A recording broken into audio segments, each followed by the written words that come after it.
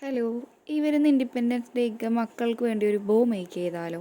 ഞാനിവിടെ എടുത്തിരിക്കുന്നത് വയർ ബോ ആണ്. അതിൻ്റെ എൻഡ് ടൈപ്പ് ഒട്ടിച്ചു കൊടുക്കുക. അതിനുശേഷം നമ്മുടെ ട്രൈ കളറിലെ ഫസ്റ്റ് കളറായിട്ടുള്ള സാഫ്രോൺ ഷെയ്ഡിലുള്ള ബീഡ്സ് ഓരോന്നായിട്ട് വയർ ബോയിലേക്ക് ആഡ് ചെയ്ത് കൊടുക്കാം. ഞാനിവിടെ എടുത്തിരിക്കുന്നത് 6 mm ബീഡ്സ് ആണ്. നമുക്ക് 8 mm അല്ലെങ്കിൽ 4 mm സൈസിലുള്ള ബീഡ്സ് നമുക്ക് എടുക്കാവുന്നതാണ്. ഈ സാഫ്രോൺ ബീഡ്സ് ആഡ് ചെയ്ത് കൊടുത്തതിന് ശേഷം നമുക്ക് വൈറ്റ് ബീഡ്സ് ഓരോന്നായിട്ട് നമ്മൾക്ക് ഇതിൻ്റെ അകത്തേക്ക് ആഡ് ചെയ്ത് കൊടുക്കാം. നമ്മൾക്കിവിടെ ഈ വയർ ബോയിൽ ഗ്ലൂ ആഡ് ചെയ്തിട്ട് ബീഡ്സ് ഇട്ട് കൊടുത്തു കഴിഞ്ഞാൽ ഒന്നും കൂടി സ്റ്റിഫായിട്ട് നല്ല രീതിയിൽ ഇരുന്നോളും. ഞാനിവിടെ ഗം യൂസ് ചെയ്യുന്നില്ല. അതിനുശേഷം നമ്മൾക്ക് ഗ്രീൻ ഷെയ്ഡിലുള്ള ബീഡ്സും ഓരോന്നായിട്ട് ഇട്ട് കൊടുക്കാം. വളരെ എളുപ്പത്തിൽ സിമ്പിളായിട്ട് ചെയ്യാൻ പറ്റുന്ന ഒരു വയർ ബോ ആണിത്.